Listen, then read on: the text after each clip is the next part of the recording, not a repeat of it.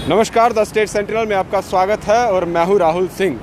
आज का दिन अनलॉक का दिन है और अल्टरनेट डेज पे दुकानें खोली जा रही हैं। ये अपडेट आप तक हम कल भी पहुंचा चुके हैं और आज इलेक्ट्रॉनिक की बात की जाए तो वो दुकानें खुली हुई हैं। और अगर मेरे पीछे आप देखें रोड पर तो गाड़ियां अब ज़्यादा तादाद में चलती हुई भी नज़र आ रही हैं। लेकिन एक बड़ी बात है, अल्टरनेट डेज़ पर दुकानें तो खोली जा रही हैं। जो आज दुकानें नहीं खुलेंगी वो कल खुलेंगी। जैसे कपड़े की दुकानें हो गई वो कल खोली जाएंगी।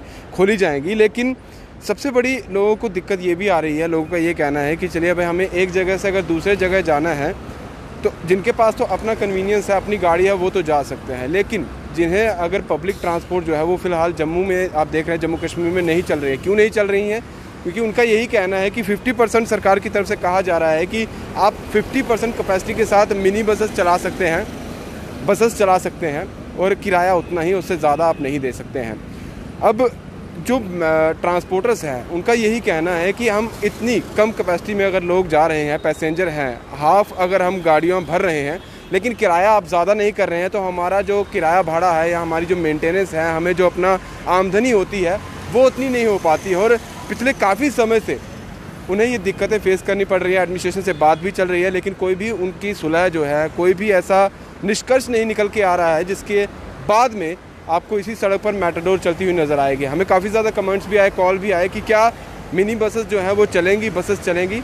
लेकिन आज भी एक प्रेस कॉन्फ्रेंस जो है ट्रांसपोर्टर्स द्वारा की गई, जो ऑल J&K ट्रांसपोर्ट एसोसिएशन उनके द्वारा की गई। उनका यही कहना है कि एडमिनिस्ट्रेशन से बात हो रही है लेकिन एडमिनिस्ट्रेशन जो है कोई भी हल नहीं निकाल रही है। लगातार उनकी बात को अनदेखा किया जा रहा है, जिसकी वजह से आपको रोड पर कोई भी मिनी बस जो है वो दिखाई नहीं दे रही है। और शायद आने वाले समय में भी ऐसा ही देखने को मिलेगा। अनलॉक तो हो चुका है, दुकानों के लिए दुकानें खोली जा रही हैं और धीरे धीरे अगर सिचुएशन ठीक होती जाती है, जो इस वक्त से अगर 1 महीने पहले की बात की जाए, 1.5 महीने पहले की बात की जाए, उससे कंपैरिजन अगर सिचुएशन ठीक होती जाती है तो धीरे धीरे और भी चीज़ें खोली जाएंगी, हालात सामान्य होते जाएंगे।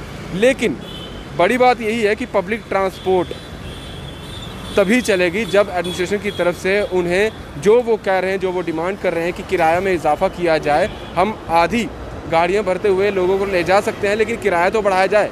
अब एक बात और है, आपने कैप्शन में पढ़ लिया होगा कि दाम तो बढ़ रहे हैं। पेट्रोल और डीजल के अगर बात की जाए तो लगातार फ्यूल प्राइसेस इंक्रीज़ होते जा रहे हैं। अगर इसी मंथ की बात की जाए तो स्टार्टिंग मई मंथ स्टार्टिंग था, यानी कि 1st, 2nd, 3rd डे की बात की जाए मई के, तो तब 90 रुपये था पेट्रोल और डीज़ल भी 81-82 के करीब था।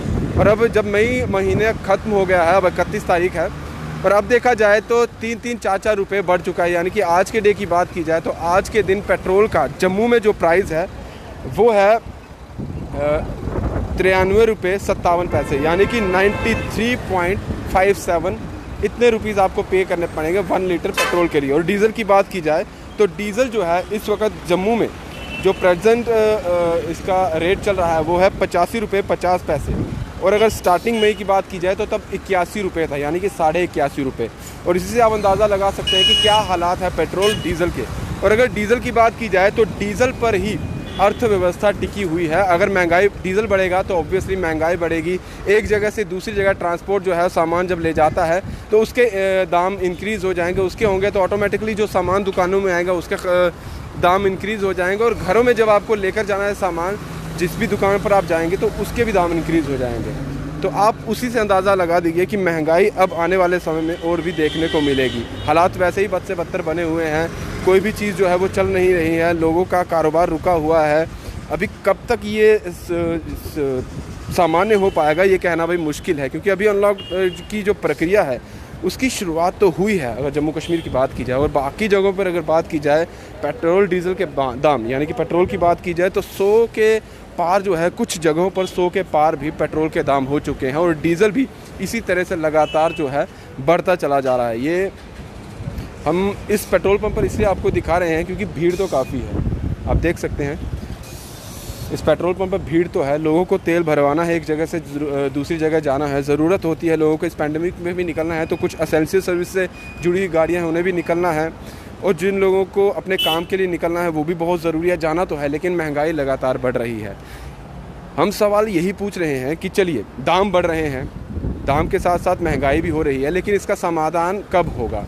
कब सरकार ये देखेगी कि कैसे हम इन दामों को कंट्रोल में लाएं, क्योंकि वो कंट्रोल में नहीं आ रहे हैं। जब तक हम फ्यूल प्राइसेस को कंट्रोल में नहीं लाएंगे, शायद और आने वाले समय में मुश्किलें जो है वो देखने को मिलेंगे। हालांकि कुछ ऐसी भी न्यूज़ें आ रही हैं कि जो कच्चा तेल होता है, जहाँ से कच्चा तेल ख़रीदा जाता है, वहाँ का जो मार्केट प्राइस है कच्चे तेल का, वो भी काफ़ी ज़्यादा बढ़ रहा है। लेकिन एज़ कंपेयर अगर हम दूसरी कंट्रीज से करें, कुछ ऐसी कंट्रीज़ भी हैं जहाँ पर भारत के से जो यहाँ पर तेल मिलता है उससे काफ़ी कंपैरिजन में काफ़ी कम रेट पर वहाँ तेल मिलता है। अब हम कोशिश करेंगे कुछ लोगों से बात भी करने की, जैसे कि यहाँ पर एक व्यक्ति है, ये भी आए हुए हैं, इन्हीं से बात करते हैं। सर, आप तेल भरवाने आए थे, भरवा लिया? आप ये तो आपको पता है कि तेल लगातार जो है उसके दाम बढ़ते चले जा रहे हैं, आपको लग रहा है कि उससे कुछ फ़र्क पड़ रहा है? क्योंकि फ़र्क तो हो रहा है, महंगाई तो हो रही है। सर महंगाई का क्या, महंगाई तो बढ़ती ही जा रही है। बट एक चीज़ है कि मतलब कहीं कहीं पेट्रोल पंप पे तो बहुत वो लूट मार मची है। ये तो मैं सुन रहा हूँ कि जम्मू में अभी तक ये वाला पेट्रोल पंप सबसे अच्छा है, एक शायद मेरे ख्याल से वो भी है। ठीक है, अब छोटी एग्जांपल देता हूँ, अभी तो 93.83 चल रहा है पेट्रोल। ठीक है, कल को मैंने गाड़ी फुल कराई थी 28 में हो गई थी। ठीक है, और जब पेट्रोल 78 का था तब भी 28 में फुल हो रही थी, और बाकी जगह पर जाओगे तो 32-35 हो की फुल हो रही है। तो मतलब सीधी सी बात चल रहा है कि बंदे ना इस चीज़ में भी लूट ले रहे हैं।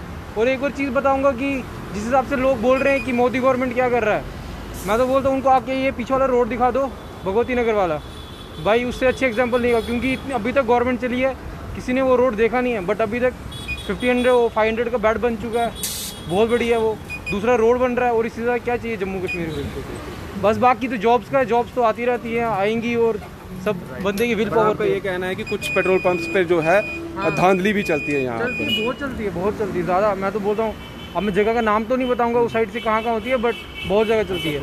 इसलिए मैं अभी पता कहाँ से आ रहा हूँ, गोमना साइड से आ रहा हूँ यहाँ पेट्रोल भराने। यहाँ पर आपको विश्वास है? यहाँ पे तो विश्वास है, क्योंकि मैंने इसका सुना भी है, और मेरे जो कज़न्स हैं उन्होंने भी रिकमेंड किया कि यहीं से भरवाना चाहिए, क्योंकि ये है। बाकी तो और क्या ही बोल सकते। चलिए, शुक्रिया बात करने के लिए।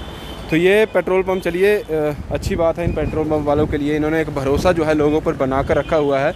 लेकिन बड़ी बात यही है कि तेल के दाम बढ़ रहे हैं और महंगाई बढ़ रही है, और कब इसका समाधान निकलेगा ये सरकार जानेगी। कि कुछ ना कुछ टैक्सेस जो है उन्हें कम करने पड़ेंगे, या कुछ ऐसी चीज़ें लानी पड़ेगी जिसके बाद दाम कम हो। क्योंकि भारत में कुछ ऐसी स्टेट भी है जहाँ पर 100 से ज़्यादा हो चुका है। अगर महाराष्ट्र में बात की जाए, महाराष्ट्र में कुछ ऐसी वहाँ की जगह हैं जहाँ पर 100 से पार हो चुका है। और अलग अलग राज्यों की बात की जाए, वहाँ पर भी कुछ ऐसे एरियाज़ हैं जहाँ पर 100 से पार जो है तेल के दाम हो चुके हैं। और अगर इन पर अभी भी अंकुश नहीं लगाया गया, क्योंकि अभी भी अगर काम देखा जाए, काम धंधा जो है वो लोगों का नहीं चल रहा है।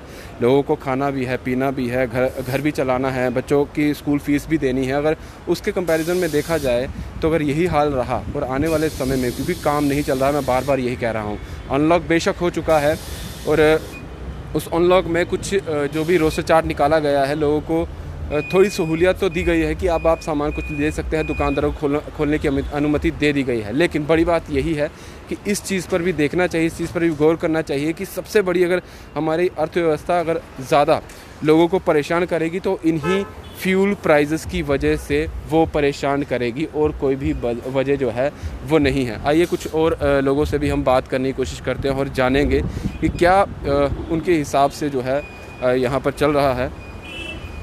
बात करेंगे, ओके, नो प्रॉब्लम। क्योंकि इस वक्त कोरोना भी चल रहा है, उस चीज़ को देखते हुए लोग चाहते हैं कि हम बात ना ही करें। ओके, नो प्रॉब्लम, हम समझ सकते हैं। बट बात यही है कि तेल के दाम बढ़ रहे हैं, ये हम पेट्रोल पंप पर आपको दिखा रहे हैं। अब ये सरकार को देखना होगा कि दामों पर थोड़ा कंट्रोल लाया। यही अपडेट थी जो आप तक पहुंचानी थी। फ़िलहाल और कोई भी अपडेट आती है वो आप तक लेकर आएंगे। फ़िलहाल दीजिए इजाज़त। दीपक भंडारी के साथ Rahul Singh, the state central के लिए नमस्कार।